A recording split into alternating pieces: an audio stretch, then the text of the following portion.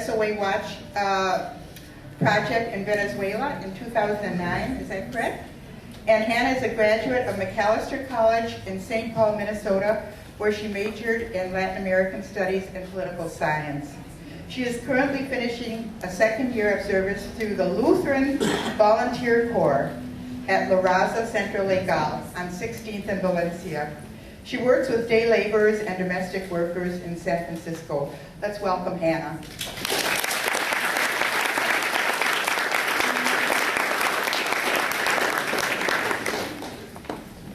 So we wanted to mix it up a little bit, and I'm so honored that I get the chance to sit on stage with Father Louis, talking a little bit about our efforts in Latin America, and especially the School of the Americas Watch. So maybe I'll just give a 2-minute, this is what we do, and then we can start talking. So the School of the Americas Watch, for those of you who are not familiar with it, is an organization that has offices in DC and in Barquisimeto, Venezuela, where I spent last summer, that is trying to change U.S. foreign policy towards Latin America. And sometimes when I tell people this, they say, well, the Cold War is done, and the U.S. isn't really involved in Latin America anymore, so why are you doing this work? Well, because that's not true, right? So we're still, yes, maybe we talk a lot about what's happening in Pakistan and Afghanistan and Iraq and Palestine, but there's a lot of stuff going on in our hemisphere as well. And so it's a great organization. If you want more information, it's in the back.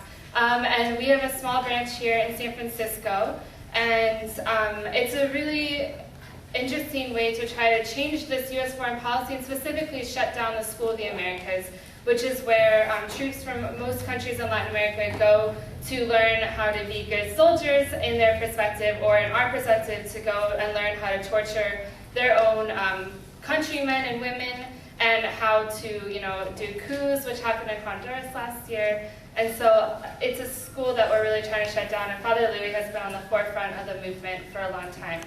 So with that said, I know that the last time, you keep talking about being arrested all of these times, and I know the last time you served jail time was for crossing the line in Fort Benning, Georgia.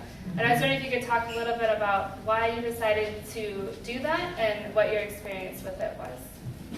Well, it's I guess the third time I've done that and gone to prison, knowing each time that it would happen. The first time I went is because of Pax Christi, actually. Pax Christi was listing some people as teachers of peace, and so I was asked to come and to a meeting, and it was during a summer. And that particular summer, egregious, there was a snafu in terms of a college, Catholic college, that said no to them coming because of the keynote speaker.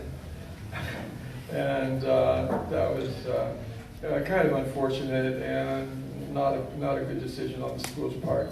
But anyway, they ended up tacking it on to the gathering they have every year at Fort Benning just before the action. And so I was asked to come back there, and I said, well, it's a long way to go. I was trying to avoid going across the country all the time, and they finally kind of David urged me to come, and so I went, and I also knew, of course, what would probably happen if I went there, that I had never been there, and that I knew people got arrested there, although they were not, for the most part, sending people to prison, or it was kind of like a lottery who got picked. But anyway, but I got there, and they got the procession.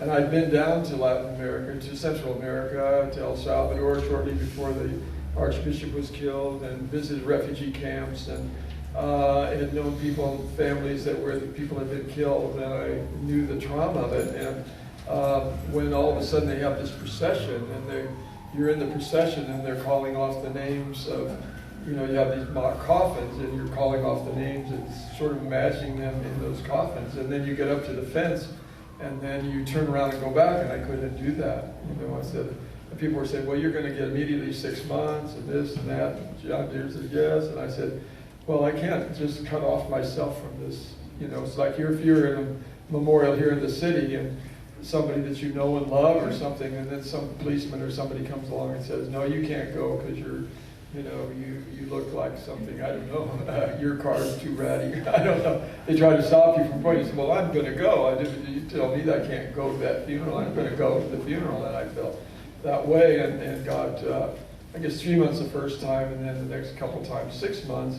But the same thing when I went this year, it was just something, I guess there's just this, I guess the energy that I was talking about today, the energy of compassion and love that encases our universe just kind of moves you at times to just respond in certain ways. And I was planning just to go to Fort Huachuca last year, and I wasn't going to go to Fort Benning, but Fort Huachuca's in Arizona, but I kept giving talks and going in and out of Atlanta, in and out of Atlanta, in and out of Atlanta. I said, well, I might as well just stay back here, and I did.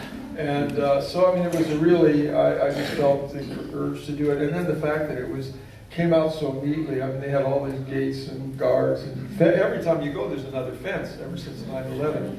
And so you know,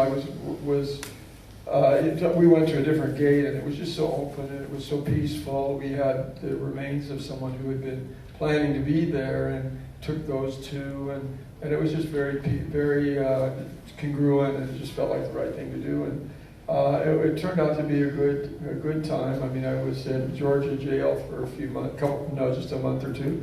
And then I never believed they would take me to Lompoc, because I'd been 2 or 3 times on trial there and had a band of bar letter.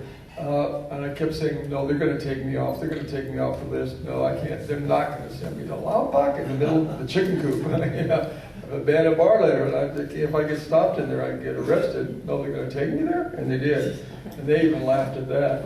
But so as soon as I got out, though, we went back again. That was July 23rd, and on August 6th, we were the 9th, I guess we were there and got arrested again. So I feel that it's important for the sake,